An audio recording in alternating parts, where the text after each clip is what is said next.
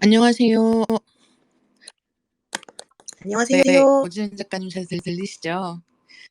저는 잘 네. 들립니다. 다른 분들도 잘 들리고 있으리라 생각을 하며 오늘 저희 오지은 작가님 책 마음이 하는 일 관련해서 이것저것 이야기할 거거든요. 본격적으로 이야기 시작하는 시간은 11시인데요. 오늘 11시 될 때까지 잠깐 저희가 나눌 이야기는 오지은 작가님이 이제 곧 여행을 가신다. 네. 그래서 지금 짐을 싸고 계셨다고 들었는데 예. 짐 싸기는 어떻게 되어 가고 있습니까? 저는 짐을 좀 빨리 싸는 네. 스타일인데 막 당일 아침에 싸기도 네. 하고 꽤 출국 해외 일이어도 좀 빨리 싸는 스타일이라고 쭉 믿고 살아왔거든요. 네. 그런데 이번에는 제가 좀 야심차게 오랜만에 가는 여행이고 게다가 코로나 접종 증명서 이런 걸 챙겨 보는 건 처음이어 가지고 네. 저녁부터 싸기 시작을 했는데 네. 계속 자잘하게 뭘 챙겼음에도 불구하고 아직 티셔츠조차도 한 장도 못 넣은 거예요. 헐. 네. 그러니까 그 트렁크가 아직 텅텅 비어 있습니다. 아무것도 하지 않았어요. 그래서 '이게 말이 되는가. 나는 뭔가' 네 그런 생각을 했습니다. 분명히 놀지 않고 무언가를 했음에도 불구하고 왜인지 모르겠습니다. 근데 원래 그 짐을 빨리 싸는 사람들의 특징이 짐을 늦게 싸는 거잖아요. 또 철학적인 또 이런 범인들은 따라가기 힘든 짧은 비유를.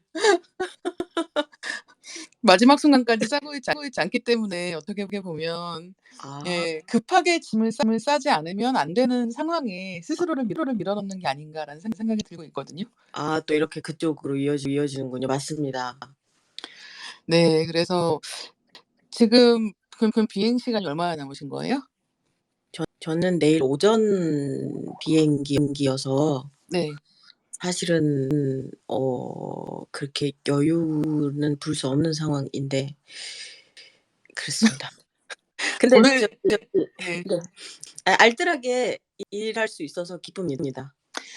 지금 마지막 일정이시겠네요, 지금 하기 전에는. 네네. 계속 마치 아이돌로 살아본 적은 없지만 그 곡 하나 프로모션 음방 쫙 돌고 저기 독립서점 이렇게 지금 3 군데 돌고 네. 뭐 라방 사인 이런 등등을 하고 이제 네. 첫 프로모션을 마치고 약간 그 공백기 네. 잠깐의 공백기를 가지고 다시 두 번째 싱글로 컴백할 수 있으면 좋지 않을까. 사실 지금 배경에서 울부짖는 소리가 한 마리의 울부짖는 소리가 들리고 있는데 들렸나요? 잠깐 소개해 주시죠. 저 고운 목소리의 아이는 꼬마라고 하는 고양이고요. 2 살이 되었고요. 특징은 말이 많다입니다. 네. 오늘 저희 이야기하는 동안 아마 배경에서 꼬마가 종종 말을 걸 것 같아요. 그래서 네. 흔쾌히 이 대화에 함께 해 주기를 바라는 마음이고 많은 분들이 종종 이 이야기 중간중간에 고양이 소리가 들린다면 바로 꼬마가 지금 말을 하고 있는 것이다 생각해 주시면 좋을 것 같습니다. 네. 발언자입니다. 네. 그리고 또 한 가지는 오지은 작가님 여행 가실 때 원고 작업도 꽤 많이 하시잖아요. 네네. 맞습니다. 네. 그래서 여행을 가신다는 것은 아마 이 다음에 또 원고 작업을 하시는 책이 있을 것이다라는 추측을 하게 되는데 어떤가요? 네. 그것은 정말 거의 신점을 치시는 수준의 말씀이고요. 저는 저 인제 말하기도 부끄러운데 제가 7 년인가 8 년째 쓰고 있는 원고가 있어요. 네. 당신에라는 편지책인데 이제는 좀 이것을 좋은 의미로 내려놓을 때가 된 것 같아서 이번에 가는 장소에서의 최선으로 책을 좀 거의 마무리에 가깝게 작업을 해 올까 하고 있어요. 근데 이렇게 여행 가시면서 어머머감을 하시는 경우에는 사실 최근에 몇 년 동안 코로나 때문에 여행을 가기가 어려웠었기 때문에 네. 이런 여행 찬스를 쓰기가 어렵기도 한 거 아닌가요? 그랬죠. 저는 그 이웃 섬나라가 가격이 쌀 때가 많았으니까 비행기가. 네. 그 부산 KTX 왕복보다 쌀 때도 있었잖아요, 종종. 그쵸. 그래서 되게 싼 숙소를 잡아서 인제 이국 찬스를 작업에 많이 썼는데 그래서 사실은 인제 서울 이곳 저곳에 비즈니스 호텔을 많이 사용하였습니다. 네. 그랬으나 이제는 그것이 통용되지 않는 상황이 되어 버렸다. 맞다. 저희 이제 시간이 돼서 시작하겠습니다. 제가 오늘 오프닝하고 오지은 작가님 소개를 해 드릴게요.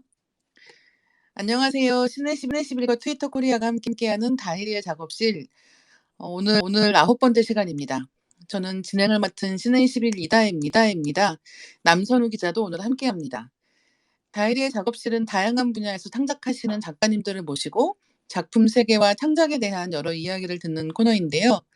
9번째 게스트는 음악이면 음악, 토크면 토크, 글이면 글, 어느 것이든 잘 해내시는 뮤지션이자 작가인 오지은 님입니다. 최근 마음이 하는 일이라는 에세이집을 내셨는데요.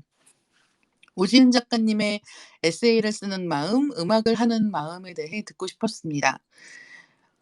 가끔은 오지은 작가님이 책 서문에 등장하는 문장처럼 보는 사람도 없겠지만 그래도 그냥 써본다라는 다른 사람들 블로그에 등장한다는 이 말은 어쩌면 오지은 작가님이 글을 짓고 음악을 짓는 이유가 아닐까 싶을 때가 있거든요. 그래서 오늘은 오지은 작가님이 어떻게 열정을 어디에 쏟아부으시는지에 대해서 여러 가지 이야기를 듣고 싶었고요. 지금 들리는 소리는 오지은 작가님의 동거묘, 꼬마입니다. 마음에 하는 일을 쓰신 오지은 작가님 모실게요. 작가님 안녕하세요. 안녕하세요. 네.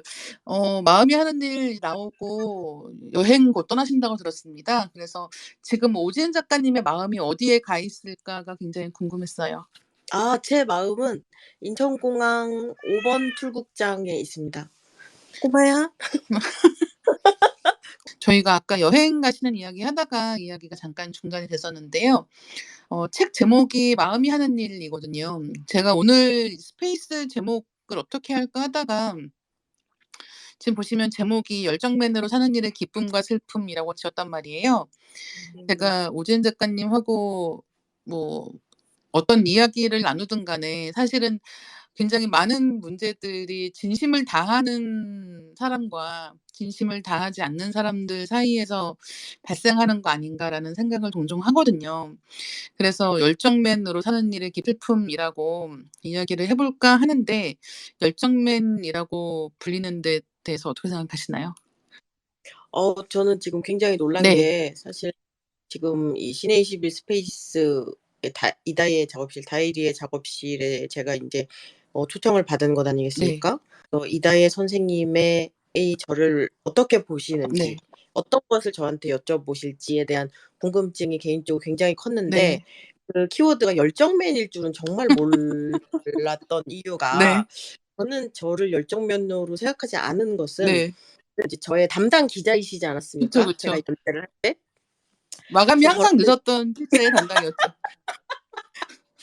그게 웃을 일은 아닌데요. 네. 그러니까 이게 왠지 열정맨은 마감 하루 전에 끝낼 것 같다는 생각도 있고, 네. 그리고 또 열정맨은 뭐랄까 제가 항상 이렇게 어딘가에 누워서 이다희 선생님께 카톡을 보내곤 하는데 무슨 네. 일이건 네네. 아마 선생님도 그것을 감지하실 것이고, 네네. 제가 뭐 선생님이 언제 연락했을 때 "저 지금 웨이트 중이라서 끊을게요." 뭐 이런 말을 한 적이 있습니까? 없죠. 항상 그냥 어딘가에 누워 있었으니까요. 그래서 선생님이 저에게 그런 해석을 할 줄은 정말 몰랐습니다. 네. 열정맨하고 완벽주의하고가 같지가 않잖아요. 음. 네. 일단은 그런 차원에서의 다름이 있었고 그러니까 어떤 일을 완벽하게 하려고 한다면 할 수 없는 것들이 많이 있는데 제가 느끼는 오지은 작가님은 일단은 많은 일에 진심인 사람, 그다음에 아이고. 많은 사람들에게 진심을 대하는 사람이라는 느낌이 있어서 열정맨이라는 말을 하게 됐어요. 그리고 많은 경우에 문화 관련된 일에 종사하는 사람들은 약간은 거리를 두고 쿨한 태도를 가지고 있는 것을 굉장히 멋지게 생각하는 일들도 있잖아요. 아 네. 예. 근데 제가 느끼는 오지은 작가님은 항상 그런 거리를 두고 쿨하게 바라보는 게 아니라 굉장히 뜨겁게 참여하려고 하는, 뜨겁게 이야기하려고 하는 사람이기 때문에 예, 오히려 음. '다른 누구보다도 열정맨이라는 말이 맞는 거 아닌가.'라는 생각을 했던 거죠. 아 고런 네. 일단 진심이라는 단어가 되게 뭐랄까 어 일단 수상한 것에 붙는 딱지같이 쓰이는 2022 년에서 걱정이 많아. 예 '나는 모든 일에 진심을 다해.' 이러면 일단 되게 수상하고 네. 네 뭐 예를 들면 어떤 카톡 상태창에 자기소개글에 "진심." 이렇게 써 있으면 너무 수상한 사람이잖아요. 근데 네. 사실은 되게 좋은 말인데 진심이라는 건. 그쵸. 근데 그런 시대가 왔고 일단 쿨이라는 게 저는 제가 10대 때 90 년대였는데 90 음. 년대는 정말 쿨한 시대였어서 그쵸. 오히려 반발심이 좀 생겼던 것 같아요. 음. '쿨로 무엇을 이룰 수 있을까?'가 물론 너무 많은 걸 이룰 수 있는데 저는 제가 처음 갔던 제가 너무 정경화 씨를 좋아해서 네. 정경화 씨 단독 공연에 중학교 땐가 고등학교 땐가 갔는데 가자마자 좌석수랑 티켓값을 곱했거든요. 네. 이건 가수에게 얼마가 떨어질까 그러니까 계산법도 모르면서 음. 그러니까 저는 지속 가능성을 되게 많이 생각한 사람이었는데 어릴 때부터 그쵸. 거기에서 쿨한 태도라는 게 그다지 도움이 되지 않는다고 생각했던 것 같아요. 음. 네. 그래서 나는 너무 기운이 없고 저 사람도 아마 기운이 없을 거고 그래서 누구를 좋아하면 되게 좋다고 얘기하고 왜냐면 누굴 좋다고 얘기한다고 제가 그걸 뭐 평생 증명해야 될 필요는 없으니까요. 그쵸. 네. 지금 좋다는 생각이 들면 내가 이 사람을 못 만날 수도 있으니까 오히려 되게 어떤 비관에서 시작한 말이긴 한데 음. 그래서 어쩌면은 그게 열정맨 뭔가 인사 잘하고 말 많이 하고 뭔가 좀 이렇게 끈적거리고 그런 인간이 됐을 수도 있네요. 음. 이 네. 지속 가능성이라는 말이 사실 창작자들한테는 굉장히 중요한 말인 것 같거든요. 네. 예, 계속해서 활동을 할 수 있게 만드는 원동력은 무엇이 있는가라고 하면 아마도 이 문화를 향유하는 입장에서는 '아 그럼 뭐 영감이 계속 있으면 되는 거 아닐까? 이런 음 창작에 대한 열정이 필요한 거 아닐까?'라고 생각하지만 사실 가장 큰 지속 가능성은 그 생태계가 유지되게 만드는 돈이 어떻게 돌아가느냐에서 나오기도 하고, 그렇죠. 그리고 그 창작자가 때로는 이 인기가 한참 절정에 있다가 또 어떤 경우에는 슬럼프를 맞는다고 하더라도 지속해서 자기의 무대를 가질 수 있게 만들어 주는 그런 토양이 있는가? 이런 것들도 아마 관계가 있지 않을까라는 생각이 드는 거예요.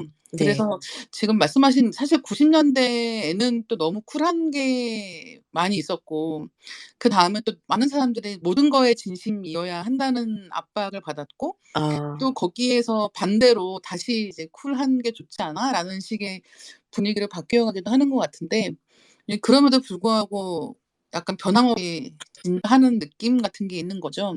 음. 그게 아마 제가 오진 작가님의 음악을 좋아하고 또 그를 좋아하는 이유가 아닐까.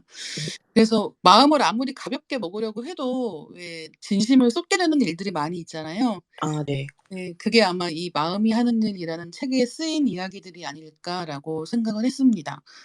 그래서 오늘은 오주인 작가님 곡 중에서 예전에 책 제목으로도 쓰였던 익숙한 새벽 3 시라는 이제 제목이 있었는데 그런 '새벽 3시 같은 분위기로 이야기를 해 보면 어떨까.'라고 아 생각을 했는데요. 네네. 사실은 새벽 3시 라디오 느낌으로 오주인 작가님이 오랫동안 팟캐스트도 하셨잖아요. 네.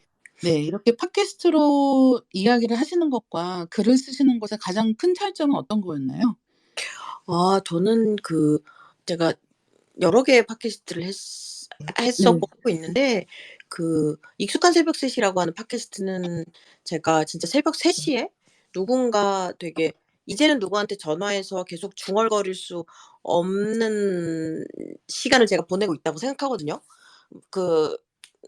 그 이거를 뭐 딱 잘라서 나이로 나눌 수는 없지만 제 경우에는 제가 어릴 때에 20대 초반, 중반 어쩌면 중반까지는 되게 하염없었어요. 그 누군가를 붙잡고 하염없이 얘기하고 그 사람도 나한테 하염없이 얘기하고 되게 공허한 어쩔 수 없는 것들에 대해서 계속 하염없이 얘기를 하다가 중간에 '아 인제 이걸 하염없이 얘기하면 안 되겠구나.'라는 생각이 좀 들었어요. 그게 상대방이 바쁠 수도 있고 제가 바쁠 수도 있고 이제는 건강 때문에 수면 습관을 좀 바꿔야 될 수도 있고 아니면 일을 더 잘하기 위해서 능률을 위해서 좀 더 뭐 일찍 자야 될 수도 있고 새벽 3 시에 하염없는 기분을 가졌다가 그것이 아침까지 못 잔다든가 했을 땐 정말 많은 사람한테 폐를 끼칠 수도 있고 근데 저는 계속 하염없는 느낌이 있거든요. 그래서 어 스페이 어 팟캐스트의 경우에는 아무것도 정하지 않고 그냥 하염없이 이야기를 했어요. 그러니까 모르는 사람이지만 정말 가장 이해하고 친한 사람한테 얘기한다는 기분으로 이상한 낙관 같은 것으로 그렇게 했고 그것을 그런 마음으로 시작했지만 500번 정도 고치게 되는 게 글이 아닌가 싶어요. 저는 너무 앞에 대답은 길고 뒷대답은 짧았을 수도 있습니다만 그런 마음인데 지금 멈췄습니까 혹시? 혹시 멈췄 아니에요. 네. 아니군요. 잘 듣고 아 있습니다. 그렇군요. 아 네. 네네. 그래서 저에게는 음 이것저것이 섞여 있는 마음 중에 무엇을 어떻게 뽑아서 어떤 작업으로 하는지는 이제 모든 창작자분들이 생각을 할 텐데 음. 그게 음악일 때랑 에세이일 때랑 그냥 익숙한 새벽 CC 같은 팟캐스트에서 말할 때랑 많이 달라요. 그건 네. 그냥 그 장르의 최선 같은 것인 것 같아요. 그러니까 음. 네. 그러니까 제가 예를 들면은 작년에 시내21에 연재 요청을 받고 '연재를 해야겠다.'라고 생각했을 때 그러면 나는 어떤 곳에 글을 쓰고 있고 나는 무엇을 할 수 있고 무엇이 하고 싶은가를 그런 여러 가지 생각이 만나는 어떤 지점을 결국 하게 되잖아요. 네. 네네.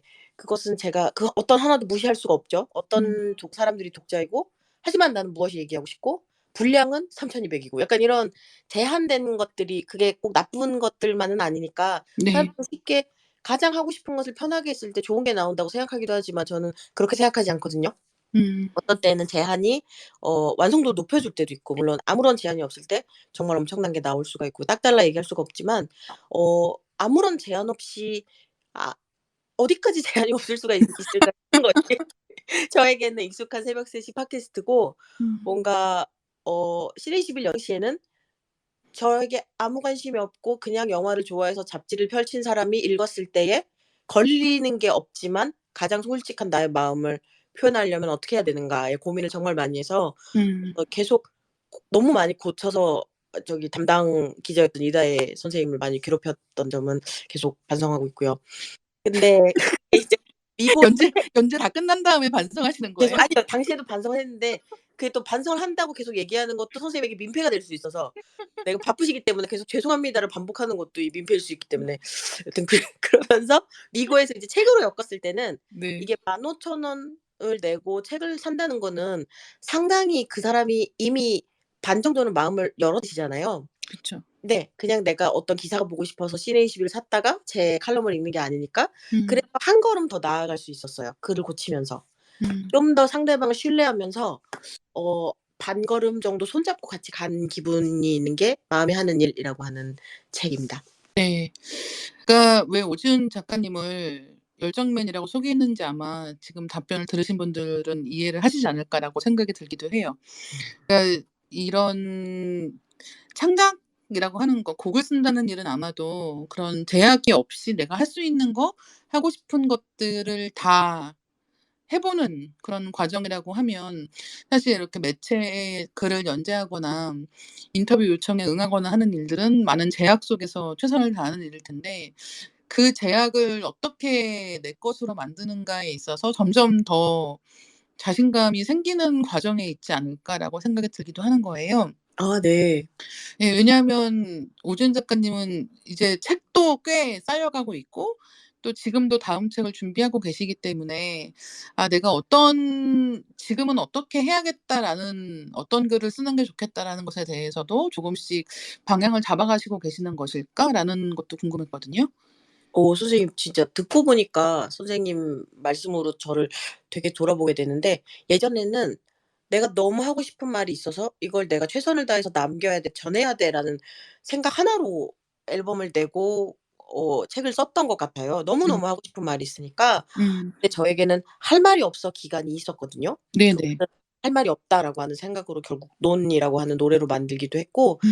꽤나 별것을 발표하지 못하고 누군가는 인제 공백기라고 생각할 수도 있는, 저는 음. 인제 뭔가 계속 꾸물꾸물 하긴 했지만 네. 그런 예전에 비해서는 1-2-3 집을 내던 시기라든지 아니면은 홋카이도 모통열차라는 책이나 익숙한 새벽셋이라는 책을 낼 때의 어떤 당시의 기세라는 게 저한테는 있었어요. 네. '나는 이걸 무조건 써야 해.'라는 강박은 아니고 그냥, 그러니까 강박도 의무감도 의지도 욕구도 아닌 그 묘한 여러 가지가 섞여 있는 마음 같은 게 있었거든요. 네. '나는 이게 하고 싶고 이건 나의 일이야.'라는 게 있었는데, 할 말이 없어 기간을 보내면서 음. 어 동시에 누가 내가 이렇게 하는 이야기에 관심을 가지고 그것을 재화와 교환하고 시간을 낸다는 말인가? 음. 라는 어 저를 깎아내리는 시간 같은 게 있었던 거예요. 근데 그게 나쁘다고 생각하지 않는 게, 당연히 업다운이 있는 거니까요. 네. 나 자신에게 자신감이 있었다가 음. '아니야, 나는 이걸로는 안 될 것 같아.'라는 게 있어야 사람이 파도 치듯이 발전이 있기도 하고 흘러가니까요. 근데 그 기간을 지나고 최근에 약간 이렇게 자학하는 것도 쪼끔 스스로 지겹다는 생각이 들었던 것 같아요. 네. 내가 이런 거에 불안해하고 좀 망설이고 이런 것도 '야, 이것도 좀 작작해야겠다.'는 생각이 들어서 음. 이제는 그냥 어 제가 이제 하는 말이 '나는 인제 무조건 옳고 이것은 인제 나중에 부끄럽지 않을 것이다.'가 절대 아니고, 네. 제가 지금 한국 나이 42 살로서 하고 있는 것들을 47 살에 제가 '아유, 왜 저랬냐.'라고 생각할 수도 있다고 생각하는데, 그쵸. 반대로 저는 27살 때 제가 했던 것에 대해서 정말 민망함도 갖고 있으면서 그 크기만큼의 '야, 그래도 그때 그걸 하길 잘했어.'라는 마음도 있거든요. 네. 그래서 저를 좀 "야, 엔간하면 이렇게 하지 마."라고 밑으로 끌어당기는 종류의 목소리를 좀 많이 없앴어요. 음. 그리고 그건 아마도 이렇게 칼럼을 청해 주신 신의 21 이나 이다혜 기자님 같은 분들이나 아니면 칼럼을 읽고 공감해 주시거나 아니면 제가 했던 음악에 대해서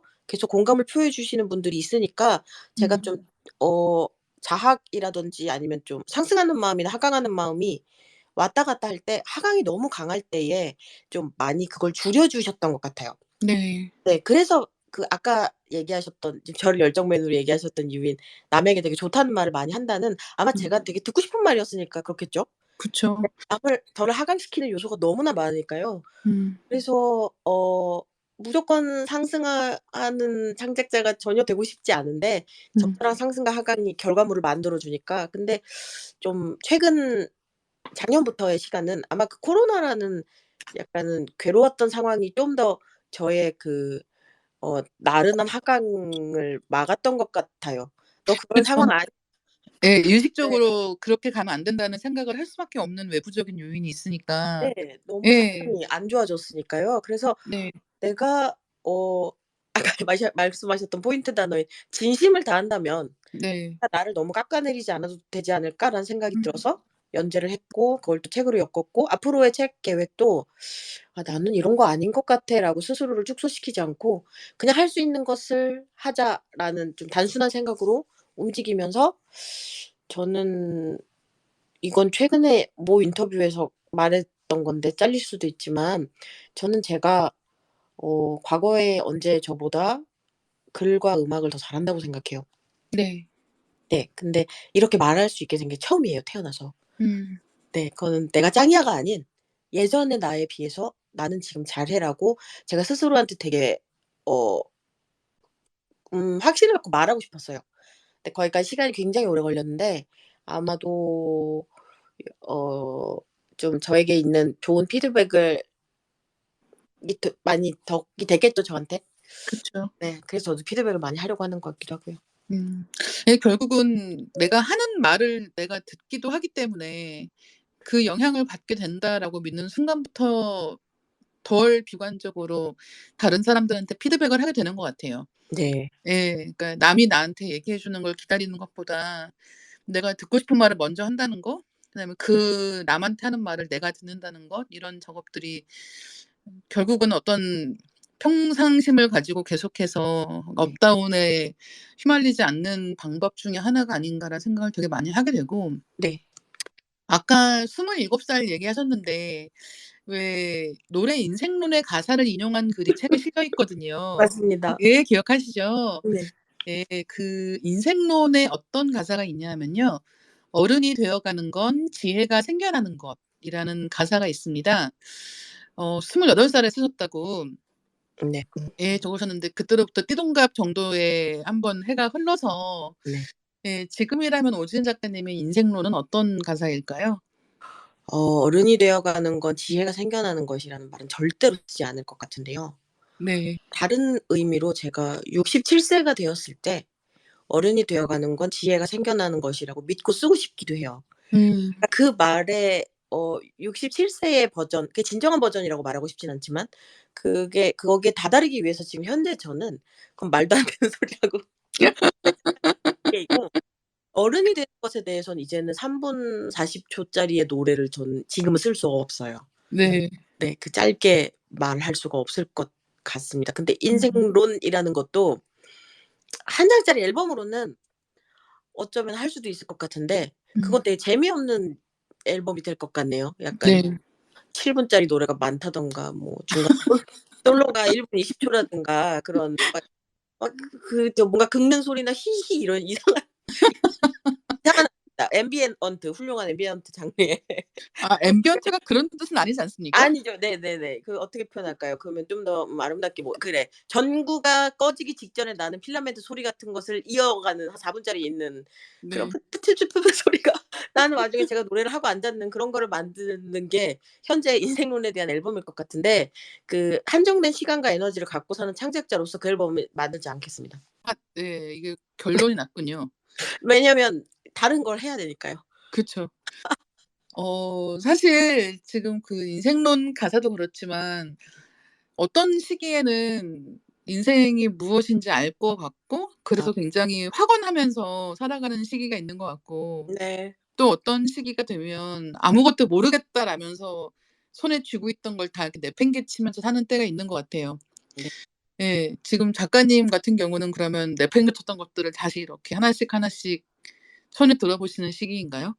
아 네. 지금 듣고 보니까 정말 이래서 그 캐해라는 건 정말 즐거운 일이군요. 캐릭터 해석이란 뜻입니다. 네네네. 듣고 보니까 진짜 그런 것 같고요. 몇 년간 계속 내팽개쳤던 것 같은데 사실은 여 열정맨답게 최선을 다해 내팽개쳤던 것 같아요. 그쵸. 내팽개쳤다는 건 사실은 뭔가를 강하게 쥐었다가 강하게 던지는 거잖아요. 그쵸. 그러니까 사실은 그 상황에 대해 되게 실망한 척, 상처받은 척, 보기 싫은 척하면서 되게 강하게 쥐었었단 말이죠. 그건 음. 큰 애정이기도 해서 "인생은 별거 없어."라고 얘기를 하는 사람이 정말 가장 인생에 별거가 있다는 증거를 찾기 위해 헤매는 사람일 수도 있고, 그래서 저는 제가 세게 쥐었다가 내팽개쳤던 것들을 진짜 말씀하신 대로 지금 하나씩 그것은 어쩌면 편지 형식일 수도 있고 아니면 어쩌면 제가 작년부터 몸을 돌보는 것에 되게 적극적인 마음과 행동을 갖게 됐는데 네. 그것에 대한 책일 수도 있고요. 음. 아니면은 흑당이랑 꼬마와 저의 동거인에 대한 마음을 담는 책일 수도 있고요. 여튼 그 정말 말씀하신 대로입니다.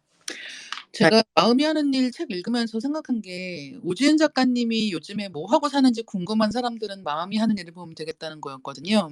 음. 예. 그러니까 이를테면 'OTT 서비스에서 어떤 영상을 보실까?' 아. 예. 그리고 '요즘에 취미는 어떤 것이 있을까?' '유튜브에서는 어떤 걸 보고 계시는 걸까?' '최근에 산 물건은 무엇일까?' 같은 어떤 일상의 호기심들을 충족시키는데 '이 책이 굉장히 유용하지 않나.'라고 생각을 했는데 그와 동시에 어 참 가성비가 무슨 얘기를 하시려고 가성비란 말이 나왔을까요? 예, 인생의 가성비라는 게 있다고 하면 네. 예, 참 '여행도 많이 필요하고 물건도 많이 필요하구나.'라는 아 생각을 되게 많이 한 거예요. 네. 예. 특히나 옆에서 볼 때 재밌어 보이는 인생을 사는 사람들이 얼마나 많은 것들을 필요로 하고 있는가라는 좀 굉장히 기묘한 생각을 하게 됐어요. 그래서 이제 여행 이야기를 저희가 아까도 잠깐 했었지만 작가님께 여행이란 어떤 역한 움직임일까 굉장히 궁금했습니다. 예전에는 되게 간편하게 썼어요, 여행을. 그 여행에 대한 너무나 많은 사람들의 너무나 많은 훌륭한 정의가 있는데 음. 그중에 정확하게 기억은 못 하지만 좋아했던 게 되게 간단히 어 쉽게 얘기하면 리프레싱 같은 게 겠죠. 네. 그리고 다른 인생을 잠깐 살아본다는 건 되게 사치스러운 일인데 네. 그거를 제가 어딘가 도쿄의 시부야의 한복판을 걸어간다라고 하면은 그건 제가 그 파주 교화에 어 마플대가 없어졌는데 올리브영이라고 했나? 올리브영 올리브영 앞을 걷는 것과 뭐 기술이 좋으신 분들은 올리브영에서도 그런 마음을 느끼실 수도 있지만 네. 뭔가 시부야라고 하는 공간의 그 다른 점을 일상적이지 않은 부분을 제가 되게 간단하게 22만 원짜리 비행기표랑 6만 원짜리 어 비즈니스 호텔을 얻을 수가 있는 거잖아요. 그쵸. 거기에서 오는 무언가 감각이 깨어나는 것 같은 느낌을 저는 직업에 되게 잘 이용했어요. 음.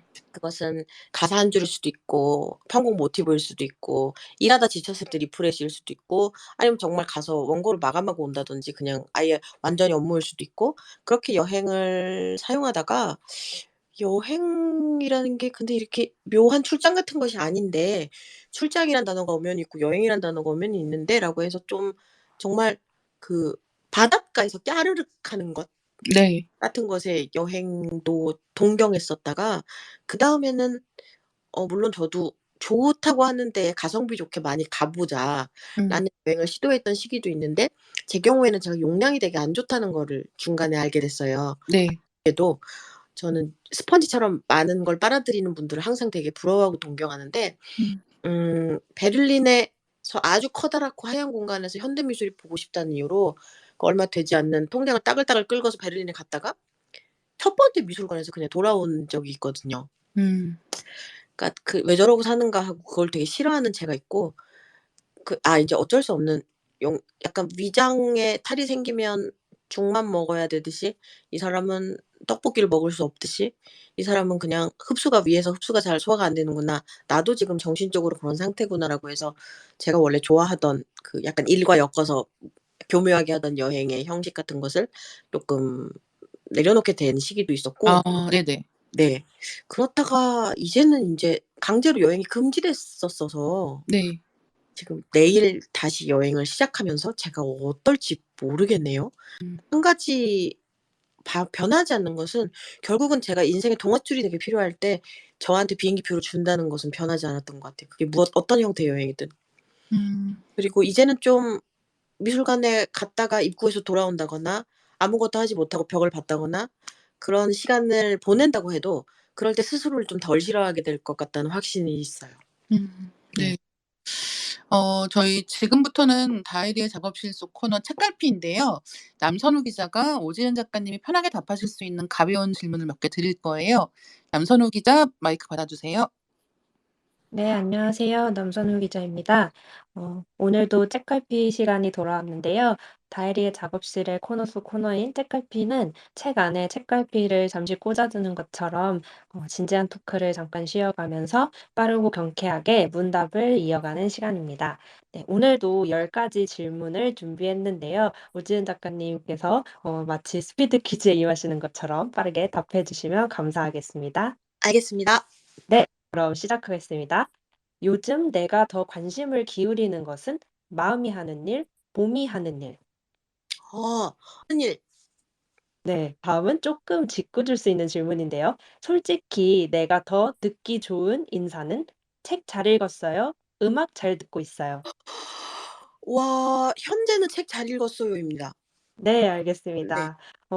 네, 모닝 루틴을 보고 느끼신 바를 아침 습관이란 글에 적어 주셨잖아요. 네. 작가님 매일 아침 하고 계신 일도 궁금합니다. 저는 아침에 일어났을 때 가장 뇌나 몸이나 모든 게 되게 저하돼 있는 것 같은 느낌이 들어서 심지어 뭘 해야 되는지 전날에 적어 두거든요. 근데 그게 별게 아닌 게 아침약 먹기, 물 마시기, 뭐 이따가리 이런 건데 저의 아침 루틴은 아마 5살 아이에게 엄마가 시키는 것 정도의 아주 간단한 것을 스스로에게 겨우겨우 하는 것이고요. 네. 그건 정말 흔하게 커피 마시면서 잠 깨기가 아닐까 싶습니다.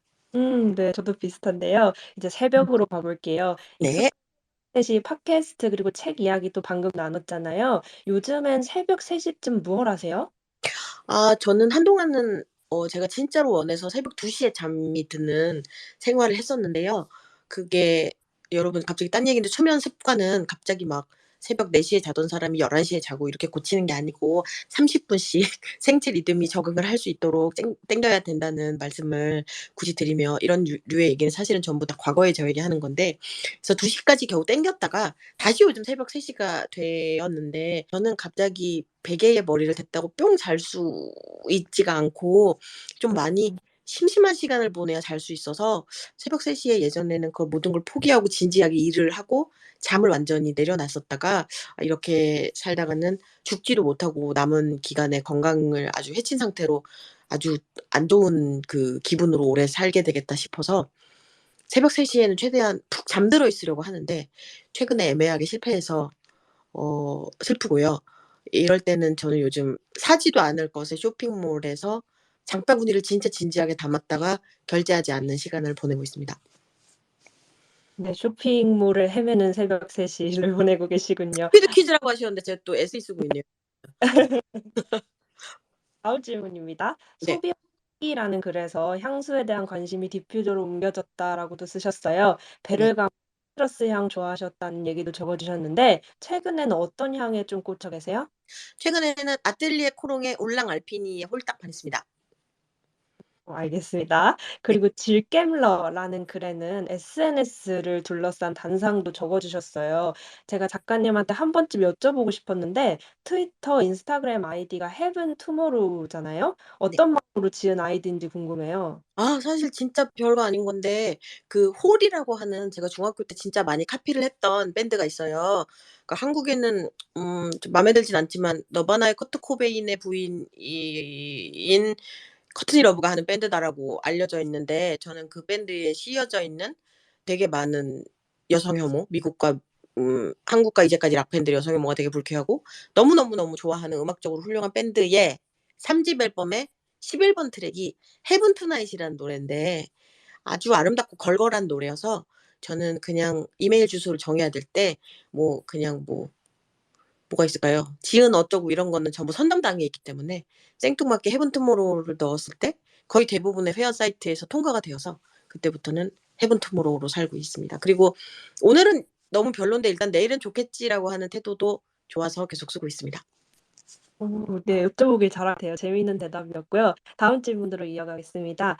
책 중에 더 체어 반쪽의 이야기, 더 프롬이 언급되는 대목도 무척 재밌게 읽었는데요. 모두 넷플릭스 오리지널이라는 공통점이 있어요. 오지은 작가님의 최애 넷플릭스 작품도 여쭤볼게요. 오. 최애, 최애. 정말 어렵네요. 넷플릭스 최애. 너무 어려우시면 최근에 보신 거 말씀해 주셔도 좋습니다. 꼭 넷플릭스여야 하나요? 그럴 필요 없는 것 같아요. 네. OTT에서 그러면은 네. 최근에 최애는 애플 TV의 더 네. 모닝쇼인데요. 그 네. 제니퍼 애니스톤과 리즈 위더스푼이 방송국에서 일하는 지칠 대로 지친 성격이 더러운 능력 좋은 중년 여자 둘로 나와서 그 본인들의 업계에 대한 지침을 그대로 드러내는데 그래도 계속 무언가를 그다지 선하지 않은 입장에서 하려고 하는 게 너무너무 마음에 들어서 저는 최근에 사실은 그 책이든 영상물이든 길게 보지 못한 시기가 계속 예전부터 이어지고 있는데요. 더 모닝쇼는 한 시즌을 하루에 막 2-3 개씩 연달아 본 드라마가 진짜 몇 년 만에 오랜만이어서 다른 분들께도 추천드리고 싶습니다. 네 감사합니다. 이제 애플 TV에서 그럼 유튜브로 한번 가 볼게요. 저는 오지은 이미랑의 무슨 얘기라는 유튜브 채널 되게 재미있게 보고 있거든요. 두 분이 이제 왓츠 인 마이 백부터 뭐 멘탈 관리, 헤어 제품, 식물 키우기 이야기 등 다양한 주제에 대해서 이야기하고 계시잖아요. 이 채널에 처음 방문하실 때 추천하고픈 영상이 있다면요? 아. 처음 오시는 분. 너무 어렵네요. 이게 저희가 욕심쟁이이자 방향 설정을 안 하는 사람이어서 그건 어떤 의미에서의 정겨움일 수도 있고 오만함일 수도 있는데 예술가로 살아남는 법과 저희가 좋아하는 헤어 제품에 대한 이야기가 저희 마음속에선 동급이에요.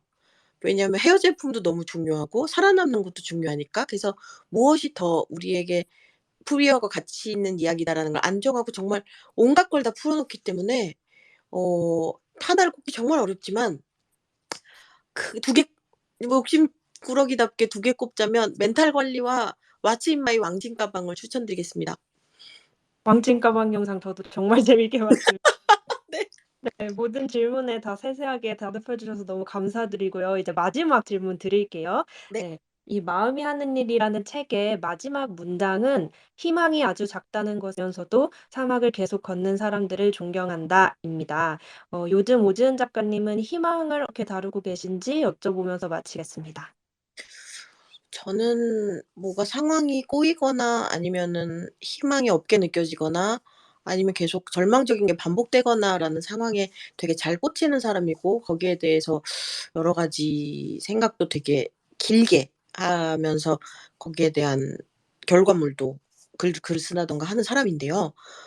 요즘 드는 생각은 제가 모르는 곳에서 어 제가 단지 모를 뿐이지 아주 많은 희망이 있었고 그게 계속 잠깐 있다 꺼지는 불빛이라도 분명히 이어지고 있다는 생각을 하거든요. 왜냐면 그랬기 때문에 저도 여기에서 지금 이런 이야기를 할 수 있다는 생각이 들어요. 정말 많은 일이 있었고 예를 들면 너무 생뚱맞은 얘기일 수도 있지만 호주제가 폐지될 때 어떤 여성이 어떤 뙤약볕에서 무슨 구호를 외쳤는지 저는 모른단 말이죠.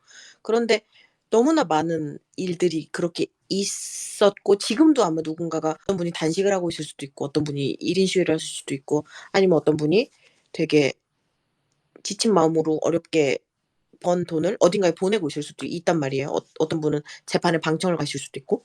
그게 분명히 내가 모르고 있다 뿐이지 일어나고 있는 일이라서 요즘은 쪼끔 더 억울해할까 생각이 들긴 해요. 그게 뭐 범사에 감사 인간이 될 수는 없겠지만 분명히 이어지고 있다는 생각이 드는 것은 제가 별것 아닌 이야기를 환멸하지 않고 계속 한다는 거에도 큰 힘이 되는 것 같고 저는 환멸하고 떠나는 사람이 되고 싶지 않다는 생각을 자주 하는데 그건 아마도 환멸하고 떠나기 직전이었을 수도 있어요.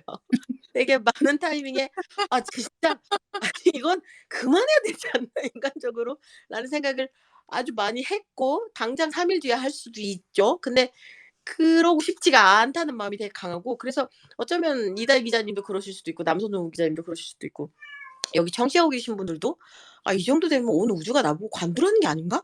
이제는 이런 류의 기대를' 알았어 고만 잠깐만. 그 아이 대답을 하면 안 되는데 제가. 네. 너무 이런 걸 열혈로 얘기하지 말라는 꼬마의 의견을 받아서 네. 저기 근데 사실 그 네. 환멸에 관련된 이야기는 아마 저랑 오지은 작가님하고 굉장히 자주 나누는 화두 중에 하나일 거예요. 네. 그리고 결국은 환멸에 대해서 이야기하면서 계속해서 무언가 새롭게 할 수 있는 이야기 혹은 일 이야기를 끄집어내려고 하는 게 또 이런 열정이 있는 사람들의 태도가 아닌가라는 생각도 좀 합니다.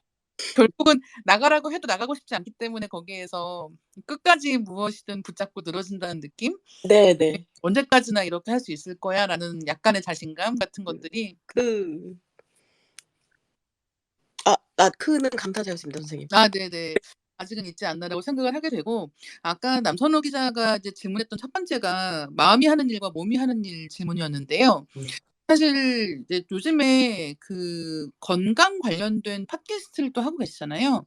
네네네. 예. 그래서 아마도 이제 '이 몸이 하는 일에도 굉장히 관심이 많으신 거 아닐까.'라는 생각을 음 했었거든요. 네.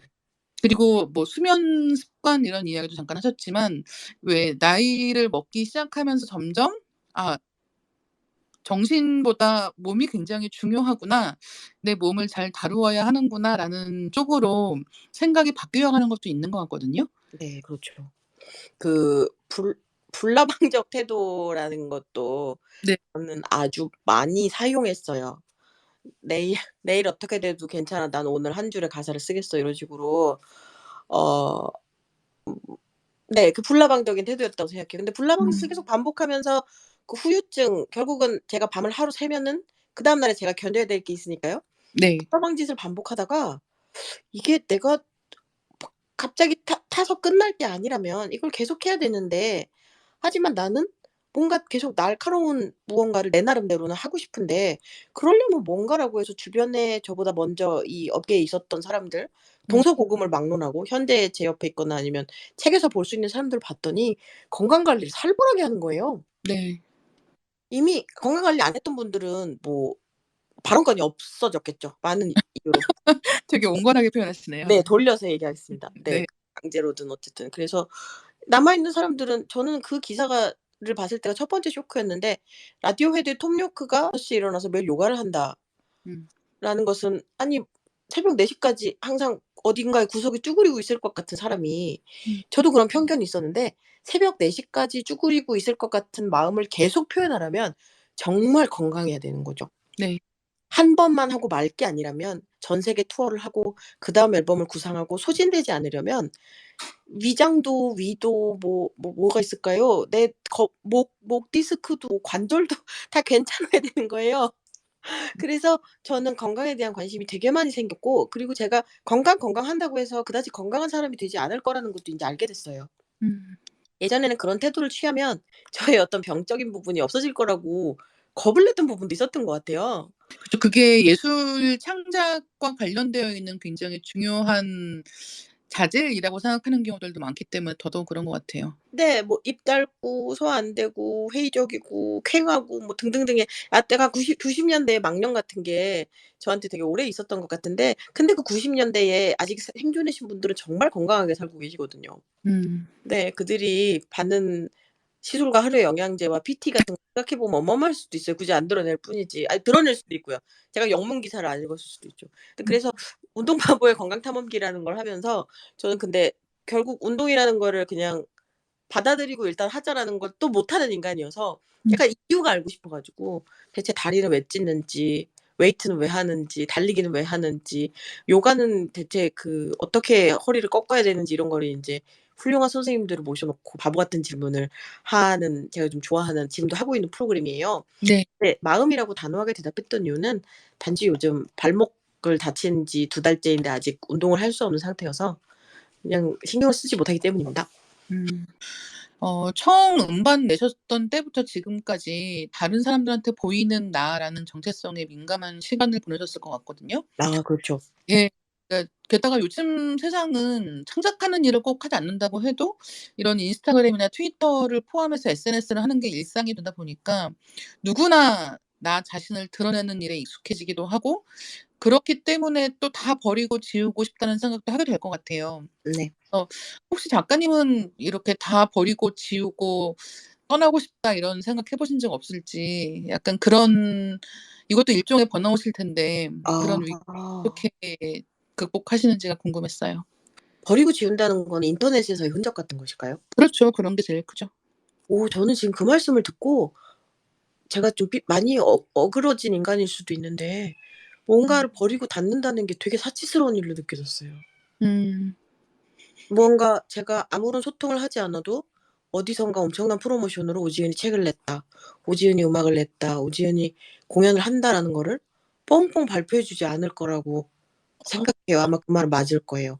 음. 그리고 이제는 매체가 어 어딘가 스케치북에 나온다고 뻥 어떻게 되고 뭐 어디 그쵸. 예 예. CNN 인터뷰를 한다고 뻥 되는 시대가 아니라는 생각이 들었기 때문에 모든 네네. 것이 너무 잘게 분절되어서 음. 그런 삶을 살고 있는 사람이 현재 누군가도 쪼끔 궁금해졌고 음. 저는 사실은 '멋진 나를 인터넷에 보여야 돼.'라는 생각이 별로 없을 수도 있어요. 음. 그러니까 그렇게 헛소리를 많이 하고 깬다는 말을 듣고 직접적으로 "트위터 좀 그만하면 안 돼요?"라는 말을 듣기도 하고 불평을 듣기도 하고 그러면서도 어쩌면 제 마음의 공허함을 드러내고 싶다는 욕심이 앞서는 걸 수도 있고 음. 그리고 결국은 제가 제일 재밌어하는 매체가 제 되게 그다지 지 않은 마음의 트위터가 정말 잘 맞아요. 그래서 그리고 저는 그게 일적인 것과 일상적인 것이 그다지 분리되어 있지 않은 삶이라서 누군가는 이게 되게 불쌍한 삶이라고 생각할 수도 있고 근데 저는 이제 그것의 구분이 없어져 버려서 음. 어쩌면은 그 와중에 재밌어하는 사람이 저일 수도 그래서 '무언가를 버리고 간다면 그것은 대체 어디인가?' 라는 생각은 들지만 네. 하지만 디지털 디톡스라는 건 중요하다는 생각은 물론 하고 있어요. 그래서 아주 작은 시도로는 핸드폰 충전을 항상 그 침대에 누워서 핸드폰을 머리 위에 그 거치대에 끼고 그 밑에 줄을 다는 형식으로 핸드폰이 저와 30cm 이상 떨어지지 않도록 항상 두었는데 최근에 드디어 충전기를 70cm 정도 거리에 둔 굉장한 아주 시도 약간 멀어졌네요. 아주 2배 플러스 10cm죠. 엄청난 시도를 현재 하고 있습니다. 음. 네. 근데 그런 시도를 하는 게 되게 중요하다는 생각 점점 들긴 하는 것 같아요. 그러니까 저희가 지금 트위터로 이렇게 스페이스를 하고 있지만 또 그만큼 연결되어 있는 시간을 줄이는 게 중요하지 않나라는 생각 저도 항상 하고 있거든요. 네. 예. 저희 시네심의 스페이스로 지금 질문 주신 분들 질문을 한번 드려 볼게요. 예. 오지은 영상봇 님께서 "지은님에게 흔들리고 고민하고 때때로 무너져도 계속 달려가는 사람은 누구인가요?" 라는 질문이 있거든요. 저는 제 기준에서는 그다지 완벽해 보이지 않지만 계속 자기가 하는 것을 하려는 사람들 전부에 포함되는 것 같아요. 그러니까 음. 이미 주변에서 그 사람을 되게 멋있다고 생각해서 그 사람이 멋있는 말을 하여 그게 더 멋있어지는 상황이 아닌 뭔가 '너 왜 굳이 그런 일을 해? 왜 굳이' 왜 예를 들면 뭐가 있을까요? 저는 민우회나 여성의 전화나 아니면 다른 단체에서 일하는 활동가분들을 한 분 한 분 알지 못해요. 근데 그분이 그런 데서 일을 하시고 너무나 어 일들을 많이 보시겠죠. 예를 들면은 그거는 엠번방에 추적을 하셨던 불꽃분들일 수도 있고 아니면 다른 네 집단에서 일하신 분도 있고 근데 그거는 그분 분명히 흔들릴 것이고 분명히 무너지는 시간이 있을 수도 있고 굉장히 큰 환멸을 느낄 수도 있고 그래서 떠나시는 분이 계실 수도 있고 아니면 그 자리를 계속 지키는 분이 있을 수도 있고 아마 돌아가면서일 텐데 그런 모든 분들이 저는 그분들이 다 흔들림이 없는 신념으로 꿋꿋이 나가는 중이 아닐 거라고 생각하거든요. 네. 누군가는 되게 지쳐 보일 수도 있고 아니면 누군가는 어떤 그런 모습을 보고 실망할 수도 있어요. '저 사람 음. 대단한 사람인 줄 알았는데 되게 허술하다. 저런 마인드로 저런 일을 해?'라고 생각하는 사람이 있을 수도 있고요. 아마 수많은 분들이 거기에서 근데 흔들리면서 버텼기 때문에 많은 변화가 있었고 앞으로도 있을 것이고 지금도 일어날 것이라고 생각해서 저는 제가 모르는 수많은 활동가분들이 아마 흔들리며 달려가는 영웅인 것 같아요, 지금 저에게. 네. 그리고 소소 님께서 질문 주셨는데요. "요즘 지은 님께 가장 힘이 되는 말은 무엇인가요?" 아. 결국 너무 흔한 말인데 "잘 보고 있어요. 잘 듣고 있어요."인 것 같아요. 근데 진짜 흔하지 않은 말이거든요. 누군가가 그 말을 저한테 한다는 것은 진짜 엄청난 일이라는 생각이 음. 하루하루 더 들어요. 이렇게 얘기하면 되게 재미없는 어른처럼 느껴질 수도 있는데 그건 진짜 보통 일이 아니라는 생각이 듭니다. 그게 결국은 다음 것을 만들 수 있게 만드는 제일 큰 힘이 거기 있다는 생각 진짜 많이 해요. 네. "잘 보고 있어요? 잘 읽고 있어요? 잘 듣고 있어요?"라고 하는 말이 주는 힘이 아마 말씀하시는 분들은 잘 모르실 것 같아요. 예 네. 듣는 사람에게 얼마나 큰 힘이 되는지에 대해서. 멍소님 질문인데요. "결이 비슷한 글을 끼리 묶어서 나누셨구나 추측은 되지만 책의 각 장을 나누신 기준이 궁금합니다."라고 해 주셨어요. 굉장히 좋은 질문입니다. 왜냐하면 그것은 저희 편집자님이 하셨기 때문이에요. 저는 책을 만들거나 음반을 만들 때 저랑 협업하는 사람들의 재능을 제가 나눠받을 때 진짜 기분이 좋거든요. 그것이 제 가장 기분이 좋은데 사실은 먼저 제안을 해 주셨어요. 1 부는 좀 더 내면 아주 작은 부분에서 시각을 해서 점점 그 시야가 직업적인 필드 2 부에서 간 다음에 3 부에 더 사회적인 것으로 넓어지는 구성은 어떻겠냐라는 제안을 주셔서 저는 제가 그런 류의 글을 썼다는 것을 그때 처음 알았고요, 이제까지 써 왔던 것이. 네. 그래서 그런 구성을 제안해 주셨을 때 바로 그냥 박수 치면서 넙죽넙죽 그렇게 하기로 음. 하였습니다. 아까 잠깐 왜 캐해라는 말도 있었는데 그게 이게 글 쓰는 사람 입장에서는 편집자들 의견이 그런 나라고 하는 저자에 대해서 편집자가 어떤 방식으로 보고 있는가를 가장 직접적으로 알 수 있는 게 그런 뭐 원고 수정이라든가 아니면은 원고에 대한 코멘트, 책의 구성에 대한 의견 이런 게 아닐까라는 생각 진짜 많이 하거든요. 그렇죠. 예. 이게 내가 써온 글에 대해서 제일 첫 번째 독자가 주는 의견이기 때문에 그런 것들이 쓰는 입장에서도 굉장히 힘이 될 때가 있고, 물론 또 어떤 때는 약간 빠직 이렇게 될 때가 있기도 하지만 예. 정말 힘이 될 때가 많이 있습니다. 예. 마지막으로는 떵지 님 질문인데요. 제가 에세이 작가님들에게 가장 놀랍고 궁금했던 점이, 아니 어떻게 저렇게 많이 매번 많은 것들에서 깨달음을 얻으실까 하는 것이었는데요. 네. 오지은 작가님도 평소에 깨달음을 상당히 얻는 편이신가요? 라는 질문이에요. 저는 이 질문을 공개적으로 올려주시잖아요. 시내 네. 스페이스 질문을. 그래서 그걸 보고 약간 그 발골이 된 거예요. 평가.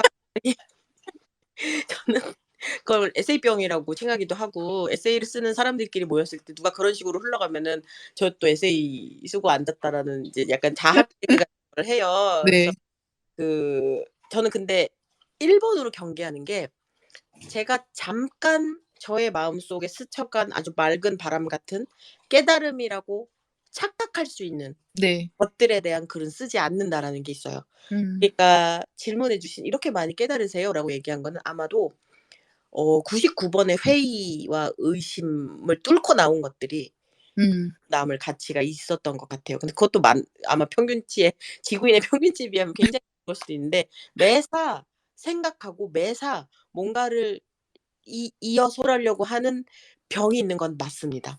그래서 그런 음. 사람들이 저는 에세이를 쓴다고 생각해요. 그러니까 그냥, 저는 근데 그냥 지나가도 되는 마음들, 아무런 지장이 없고 지나가는 게 더 내 일상생활에 편한 마음을, 저는 제가 대신 고민하고 생각하고, 뭔가 누군가가 그런 비슷한 생각의 터널을 지나갈 때 반짝하고 '난 이렇게 했어.'라고 좀 더 빨리 어떤 곳에 갈 수 있게 하는 게, 저는 제가 받았던 에세이의 미덕이고 제가 그걸 제공해야 되는 에세이의 미덕이라고 생각을 하거든요. 네.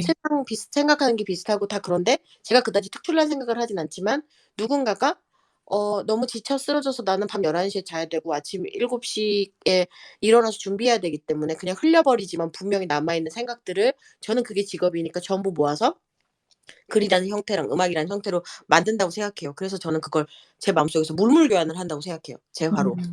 네. 그래서 그게 제가 갖고 있는 직업 의식이고, 그게 제가 아마 보셨던 '어떻게 이렇게 일일이 깨닫지?'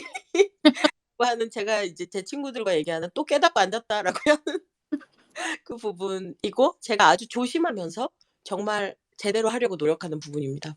음. 근데 말씀하시는 걸 듣다 보니까 에세이 쓰는 사람들에게 되게 중요한 게 사실 그런 순간들이고, 또 그렇기 때문에 그만큼 경계해야 하는 거라는 생각을 다시 한번 하게 되는 것 같아요. 그리고 오지은 작가님 오늘 이야기를 나누면서 저도 몰랐던 오지은 작가님의 여러 가지 생각들을 알게 되고, 그리고 역시 열정맨이다. 어떡하지? 아니, 제가 아는 바 최고의 열정맨은 유승준이란 말이에요. 같은 시대 사람이다. 도망갈 수 없다. 야, 이제 예, 뭐 굉장합니다. 예. 네. 그래서 새로운 정체성을, 네, 받아들이겠습니다. 예. 그래서 다시 한번 '아 이 열정맨 아니면 어떡하지?'라고 걱정했던 저 자신을 치며 오늘 이야기를 마무리를 할까 하는데요. 오지은 작가님 어떤 활동하는지 궁금하신, 사실은 어느 검색창에든 검색하시면 돼요. 그게 뭐 팟캐스트 검색창이 될 수도 있고, 뭐 트위터라든가 아니면은 뭐 애플 뮤직일 수도 있고 유튜브일 수도 있는데, 검색해서 보시면 언제나 굉장히 바쁘게 지내고 계시다는 사실을 아실 수 있거든요. 그래서 앞으로도 계속 재미있는 활동 건강하게 해 주시면 좋을 것 같고요. 마지막으로 오늘 함께 하신 소감 간단하게 듣고 마무리하겠습니다. 네. 앞에도 얘기했지만 가장 기대했던 건 태해이고, 네. 다혜리가 나에 대해서 모르는 부분이 있었다고라고 생각하는, 또 놀라는, 또 나이 네. 스스로가 있으며 그 열정맨이라고 하는 이 칭호를 아마 받아들이는 데 시간은 좀 걸리겠지만, 근데 보통 이런 것들이 결국 본질이었더라고요. "아니야. 나 그런 거 아니야."라고 했던 것들이 결국은 굉장히 폐부를 찌르는, 제가 또 한 7년 뒤에 이걸 에세이로 쓸 수도 있겠죠? 쾌해에 너무 감사드리며, 이 금요일 밤이라고 하는 귀한 시간에 저의 두서없는 말을 들어 주셔서 진심으로 감사드립니다. 네. 오늘 늦은 시간까지 함께해 주셔서 감사드리고요. 저희 시네집의 스페이스 다음 방송 안내 드리고 하겠습니다. 6월 23일 목요일 밤 11시에 김혜리의 랑데부는 마이크 밀스 감독의 커먼 편입니다. 굉장히 재미있는 영화고요. 예, 오지은 작가님 마음이 하는 일 이야기 여기까지 나누겠습니다. 감사합니다. 감사합니다.